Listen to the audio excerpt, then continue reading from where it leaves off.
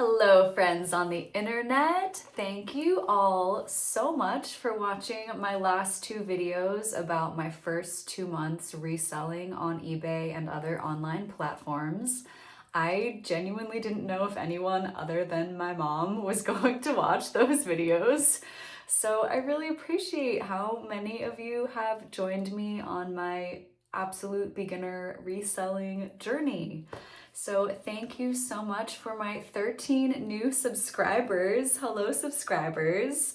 For the 256 views, for the 18 likes, and the 3 comments on my first 2 videos that I made the last couple weeks about my first couple months reselling on eBay. If you haven't watched those videos yet, just go back. There's a playlist here on my channel that says reselling, and you can watch those first 2 videos there where I talk about my first 2 months of reselling, what I sold, my profits, lessons I learned in those 2 months. So for this video, rather than talking about the specific items that I sold and how much money I made from those items, I just wanted to go over the biggest lessons that I've learned about reselling in the past couple months, because I thought that would be the most helpful for you guys who maybe are also in the same position of starting out as a brand new reseller in 2026. I know there are a lot of people on here who've been reselling since the 90s or the early 2000s. So I think it's nice to have the perspective of someone who is starting out fresh right now from the beginning. So I am going to go through my top lessons that I have learned as a new reseller these last 2.5 months. I started reselling in February 2026 after I was laid off from one of my many part-time jobs. So I'm doing this to try to make up for that lost income, and it's also just been really fun and I'm really enjoying it. So, first lesson I have learned is that generally speaking, I have found that books and dishes, plates, bowls, cups, that kind of thing, are not necessarily the best categories to sell in. Of course, there are exceptions to those rules. There are books that are worth thousands and thousands of dollars. There are highly valuable plates and cups and all of that. But generally speaking, I feel like those categories do not sell for a lot of money. It is very difficult to make a profit. The books that I sold, I made a couple cents per book. I'm trying to sell some dishes right now. They are worth not very much at all. I'll be lucky if I make maybe a $9 profit on the stuff I'm trying to sell right now, which is they're cool 90-year-old dishes that I think are beautiful. Generally speaking, it seems like those categories, unless you find a really special, really unique, valuable one, probably if you're in your thrift store, if you're in an estate sale, if you're at a yard sale, you can probably skip books and dishes. Next lesson learned. If you are going to estate sales, which is where I am getting most of my inventory, at least here where I live, most estate sale companies that are run by a professional company rather than just a family, most of them will go for 2 days, maybe 3 days. So it'll be a Saturday, Sunday, or a Friday, Saturday, Sunday for the sale. And a lot of the companies here, if they do Friday, Saturday, those will be full price, whatever they price the items. And then the Sunday, the last day, so the third or the second day, will be a 50% off of all of those prices. So whatever the price is listed on the items, it'll be 50% off. And then some of the companies here, depending on the family and what they want to do, and the estate sale company will also have a free day on the Monday morning of anything that didn't sell in the estate sale, and then it's free and you can just take it. So I have definitely realized that if you're going to estate sales and that's the format that they do, if you can go either on the 50% off day or on the free day, then that is really good, because you are paying either nothing if you go on the free day, or you are paying a lot less than you would on that first day, which means more profit. And there are more things that make sense for you to purchase as a reseller if it's at that lower price, and you're more likely to make more of a profit on it. So I think that timing of when to go to the estate sales is important. Obviously, if your work schedule, your life schedule, all of that, if you're only going to be in a certain area on a certain day, today was Saturday, so that's day one for a lot of sales, and I was in a different city than I'm normally in because of an event that I was going to. So I went to 4 sales today on the Saturday, even though it was the more expensive day, because that's the only day that I was going to be in that area in the next probably couple months. So might as well go to the sales today. But if it's a local sale to you, if you're free on the Sunday or the Monday, if it's nearby, if it's convenient, I would definitely recommend going later on to get the best deals. All right, next lesson that I've learned is just because something is unique does not mean it is in high demand.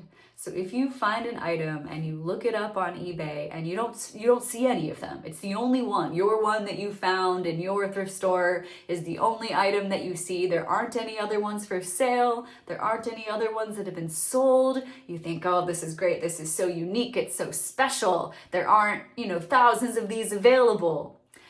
Doesn't necessarily mean that there is a high demand for that item just because it is unique. So I found something that I thought was super cool. I could not find another one like it anywhere on the internet. I thought it was going to be this super desirable item, and it did sell pretty quickly, but not for a lot of money. I started it out as an auction on eBay because I had no idea what the value was, because it was the only one I could find anywhere. So I did an auction and it did not sell. Nobody bid on it. The auction did not happen. And then I ended up having it listed, I think, for about another month. And then somebody did buy it. But just for, I think I got twice what I paid for it. Not a huge profit. Somebody bought it, but it was not a in high demand item with people clamoring for it and having a bidding war for it. So that is important to be aware of, that just because something is unique doesn't mean that people desperately want it. All right, next lesson. This was what I had to learn my first couple weeks of reselling, which I now have inventory that I haven't sold because of this. I didn't realize when I first started reselling that when you're quickly going through your yard sale, your estate sale, your thrift store, you cannot just look at the prices that people are trying to sell the items for. You have to look at what the items have actually sold for. So on eBay, if you do a search, you can click in the filters and filter it to only show which ones have sold of that item.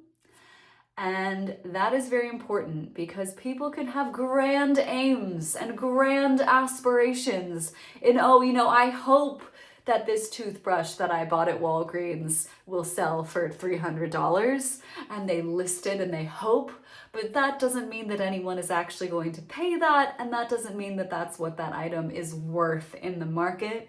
And my first 2 estate sales that I went to, 2 or 3, I looked up some things really quick. I was trying to speed through. I said, somebody's listing this for $30. Great, I'll buy it for $5 and then I'll make $25. Perfect.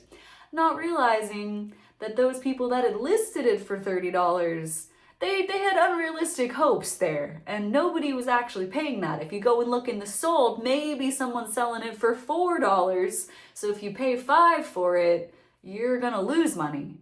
So I have some few things in my inventory from those first couple of sales that I went to that I did not do proper research on, and I made a mistake by buying those items. So definitely check what they have sold for, not just what people are trying to sell them for.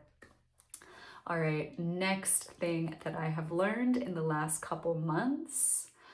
I don't know what I wrote myself a little list of notes so I would remember these, and I do not remember. Oh yeah, I do remember what that is.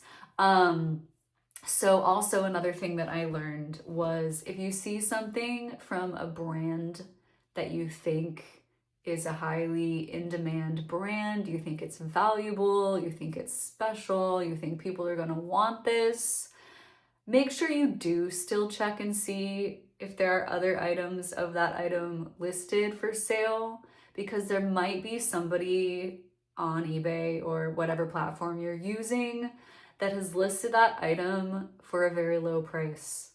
And so even if you think it's worth more, even if you think people should be paying more, if a customer goes on there, they're looking to buy this item, and somebody has it listed super low, guess who they're gonna buy from? They're gonna buy from that person who listed it super low.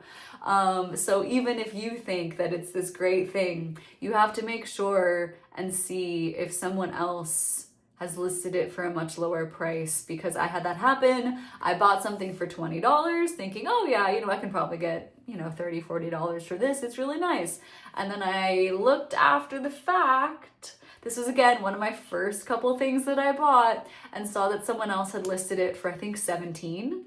So if I was gonna make a profit, I'd have to list it for more than 20. I paid 20, but then that person listed it for 17. So no one's gonna buy mine if it's over 20 and they can buy this person's for 17. So you have to see what people are listing things for, even if you think you know what it's worth.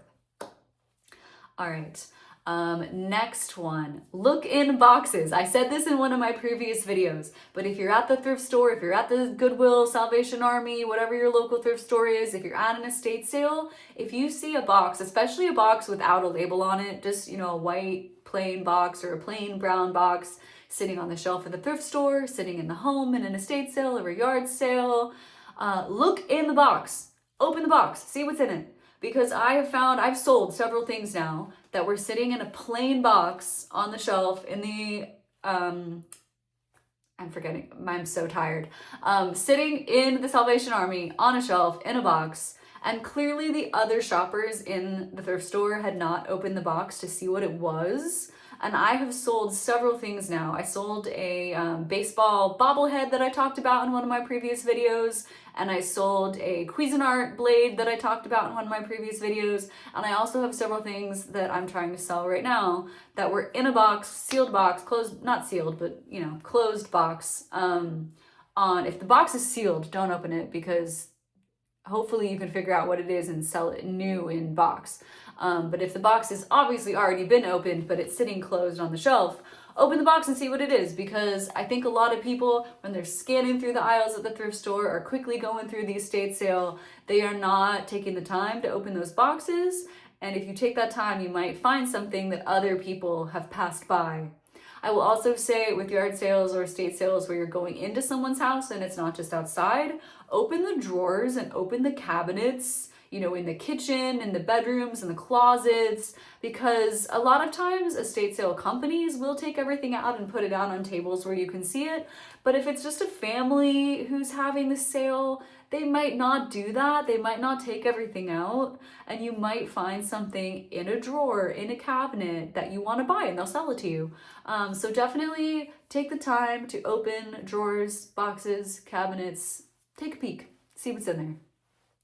And now my most important, my number one my number one lesson that I have learned in the last 2.5 months of reselling is inspect everything before you buy it. Really, I need to learn this lesson. I need to learn this lesson this week, today. This has been the biggest mistake that I've made and the biggest challenge that I've had. You see something at that thrift store, you see something at that yard sale, you think it's cool, you love it, you know it's gonna be worth something, you wanna buy it, you wanna sell it, you grab it, you pay.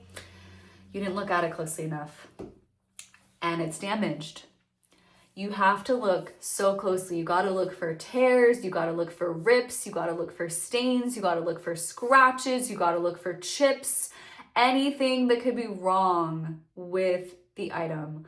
I bought something I talked about in one of my previous videos. I bought a scarf that had some staining, I think from bleach on it, and at first glance looked great, looked beautiful, had some stains. I made less money on it than I would have if it didn't have those stains. I probably wouldn't have bought it if I had taken the time to really look at it and see that those stains were there. I also was at another I was at another sale a couple weeks ago where they had this really nice purse. And it was listed for, they were selling it, I think, for $40. And I thought, 40, I could probably get 200 for this purse. You're selling it for $40. Great, sign me up. So I went to buy the purse, and thankfully, the woman who was having the sale said, just so you know, if you open it and look in this one pocket, the inside of this pocket has a big rip in it. And it did not look like something that I could easily repair. And then if I had to hire, a leather maker, a leather worker to fix it, I'd be spending so much money to get it repaired that I wouldn't make the profit that I wanted to make. And so thankfully she said that. But if I'd been smart, I would have taken the time before I went up to buy it and not just thought, ooh, purse, I like purse, buy purse. You have to take the time to open it, look in all the pockets, look in all the sections, look inside and out, turn it over, turn it under, look at the back, look at the inside, and really look for rips, for tears, for stains, anything like that. I also got some pants that looked great, and then later I found a rip in them. And I got some dishes that I thought were good, but then I looked at them more closely. One had a crack in it. Some of them had little chips in them. You just have to really take your time and look. And I know it's hard. You're trying to get through. You're trying to see everything. You want to be the first one to find those good items. I'm telling this to myself too. I need to learn this too. You really have to take the time to look, because people don't want to buy things that are damaged, and they don't want to spend money on something that's already damaged. They want to buy something that they're going to have hopefully for the rest of their life, and they're going to treasure it and use it all the time.